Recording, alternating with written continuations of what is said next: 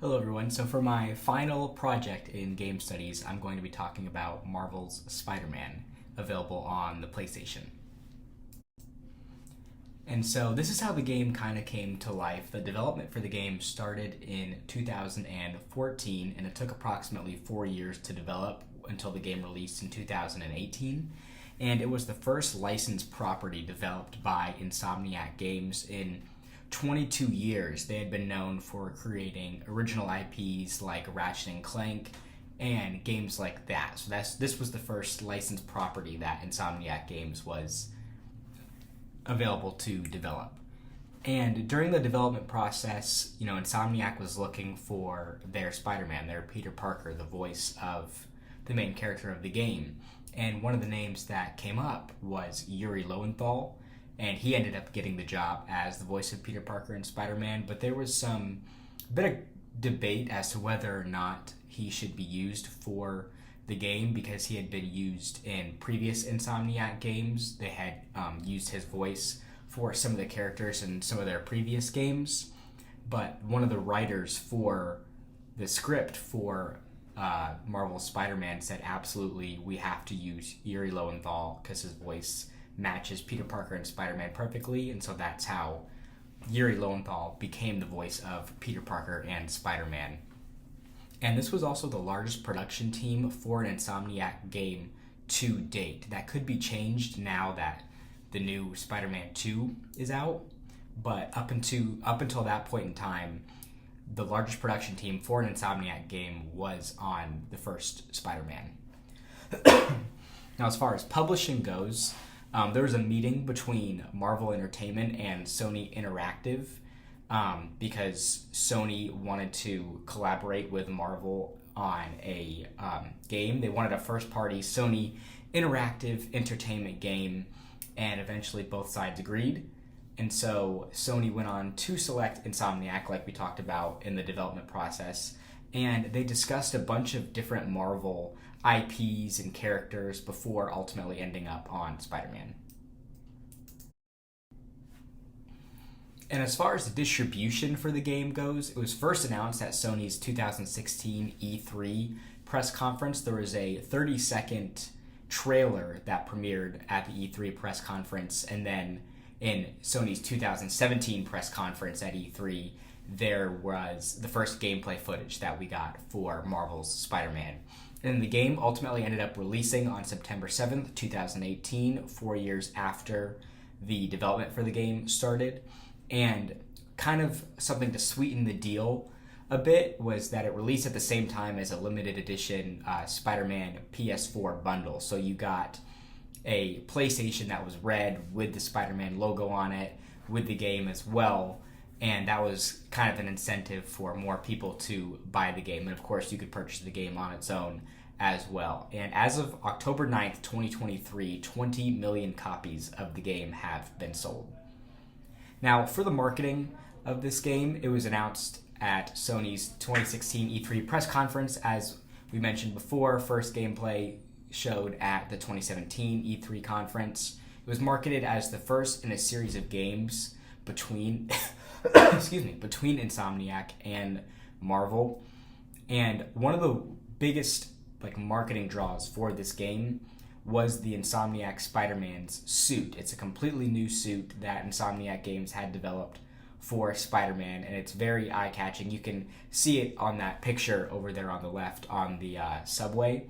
And because of the new suit and the symbol that Insomniac Games developed, a lot of people loved it. It won a ton of people over, and so they decided to put it on everything, on merchandise, billboards, as you can see, a New York City subway, which is very fitting for Spider-Man. And then another way that they marketed the game is they released a new trailer on the NFL's opening night. And it wasn't just a 30-second trailer, it was a 90-second trailer with gameplay footage, with voiceover, with everything, just to show off the gameplay and the capabilities of this new Spider-Man game that was going to come out to the public.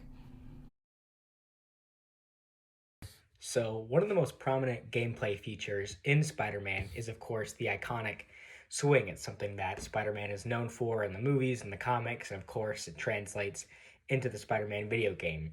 And this is a move that you can use in combat, whether you're going up against bad guys in the streets, or if you're just free roaming around New York City and you're just swinging from building to building and etc. So there's a lot of different ways in which you could utilize this move, and it's something that you learn right out of the gate. And so the way that you perform this, it's pretty simple. All you do is, if you're stationary on the ground, you press X on the PlayStation controller, and then you hold down R2, and then you release R2, and then hold it down again to continue your swing while you're in the air.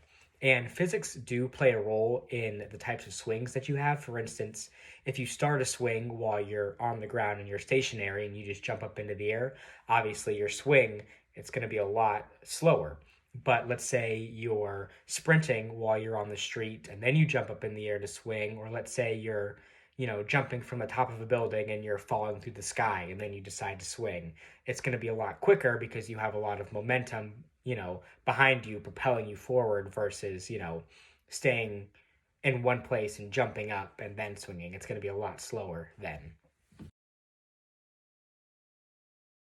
So, moving on to Spider Man's narrative and relating this to what we talked about in class, specifically with the Jewel article from a few weeks ago, Jewel said in his article, most games have a story written on the package, in the manual, or in the intro sequence, placing the players playing in the context of a larger story or a backstory, and or creating an ideal story that the player has to realize. And that is definitely the case with Spider-Man. The main story is laid out for players right out of the gate. You know exactly what you're doing, and the game almost plays out like a movie in the case that it has cutscenes, showing, different parts of the game as you progress, stuff that, you can't perform as a player, but it still, thinks that it's important to show.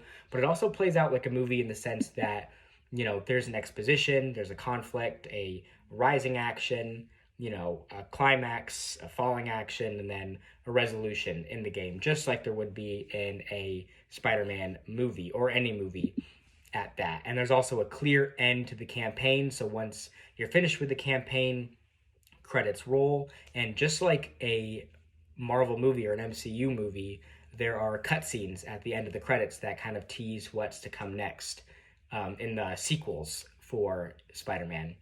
And Jewel also makes a counter argument in his article saying, we cannot win since every wave is followed by another. As players, we are fighting to realize an ideal sequence of events, but the actual playing is not in this sequence. And that is also kind of the case with Spider-Man.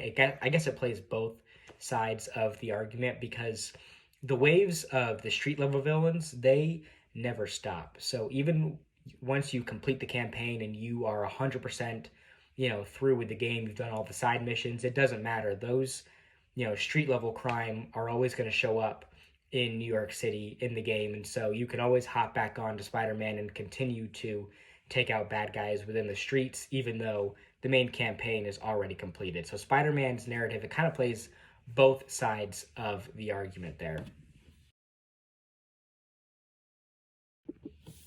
And finally, the Spider-Man game has definitely established a very wide and diverse audience. It's connected Spider-Man fans from all across the world. It's established communities. Despite being a single player game, there's still, been a lot of people who have been united over this Spider-Man game, because it's been a place for fans to kind of show their fandom for Spider-Man and for superhero games. And the audience reception was very, very well, of course, by the large sales numbers that we saw in a couple slides ago. And that, of course, led to the two sequels being Miles Morales, which was more of a DLC sequel than anything else. But of course, you have Spider-Man 2, highly anticipated game that came out this year, just a couple months ago, actually. And another way that Spider-Man has kind of connected a very wide and diverse audience is because he's a relatable character and his identity is hidden. So while this game establishes that the Spider-Man that you are playing as is Peter Parker, once he puts on the suit, it's hard to tell, who he is exactly. And so players can put themselves in the position of Spider-Man because you see no skin. You don't know what race he is, what gender, what age. And so players can kind of put themselves in the game and imagine themselves as Spider-Man as they're going through the campaign or they're just swinging through New York City. And that makes Spider-Man a very relatable character, which is, I think, a big reason why, this game has united so many people and so many fans from across the globe.